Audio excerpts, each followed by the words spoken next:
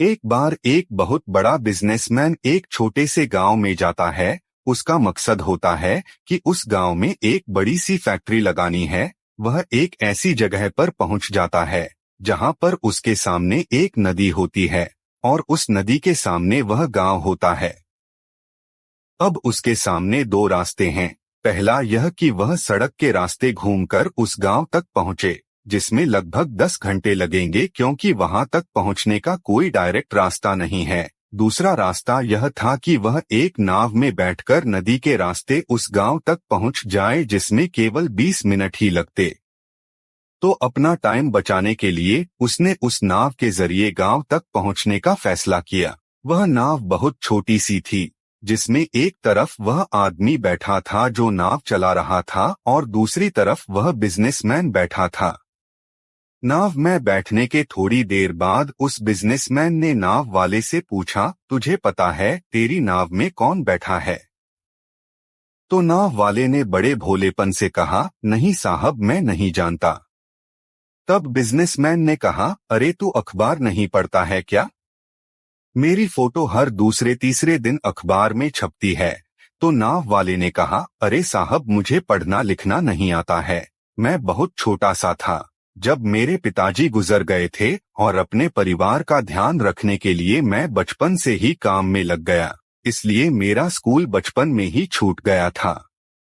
यह सुनकर उस बिजनेसमैन ने नाव वाले का मजाक उड़ाते हुए कहा, तुझे पढ़ना लिखना भी नहीं आता है, ऐसी जिंदगी का क्या फायदा? यह सुनकर उस नाव वाले को बुरा तो लगा, लेकिन उसने कुछ नहीं कहा।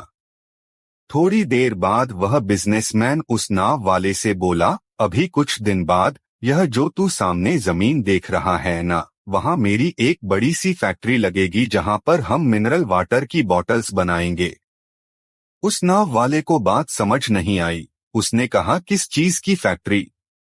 तो बिजनेसमैन ने बड़े इरिटेट होकर उससे कहा कि वहाँ पानी की बोतलें बनेंगी, जो तेरे गांव में नहीं बिकती लेकिन शहरों में बहुत बिकती है। तब नाव वाले ने कहा, अरे साहब, मुझे कहाँ पता होगा, मैंने तो कभी इस गांव से बाहर निकला ही नहीं। फिर बिजनेसमैन ने उसके ऊपर हंसते हुए बोला, तू कभी इस गांव से बाहर तक नहीं गया, तुझे पता ही नहीं कि शहर क्या होता है, ऐसी जिंदगी का क्या फायदा? उसकी बात सुनकर नाव वाले को सच में यह लगने लगा कि उसकी जिंदगी किसी काम की नहीं है। यह सोचते हुए उसकी नाव पर से ध्यान हटी और नाव की एक बड़े से पत्थर से टक्कर हो गई, जिसकी वजह से नाव में पानी भरने लगा और नाव डूबने लगा। उस जगह पर पानी बहुत ही गहरा था और किनारा बहुत दूर था। नाव वाले को समझ आ गया कि अब इस नाव को बचाने का कोई तरीका नहीं है।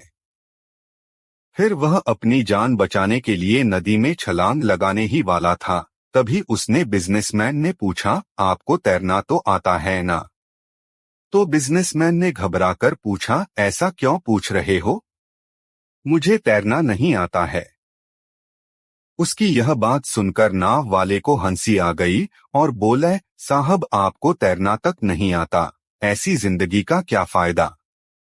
यह सुनकर उस बिजनेसमैन को अपनी गलती का एहसास हुआ और हाथ जोड़कर उसने नाव वाले से कहा, तुम जो मांगोगे मैं तुम्हें वह दूंगा, बस मेरी जान बचा लो। तो उस नाव वाले ने कहा, अरे साहब, घबराओ नहीं, मुझे सिर्फ तैरना ही नहीं आता है, बल्कि डूबते हुए लोगों को बचाना भी आता है।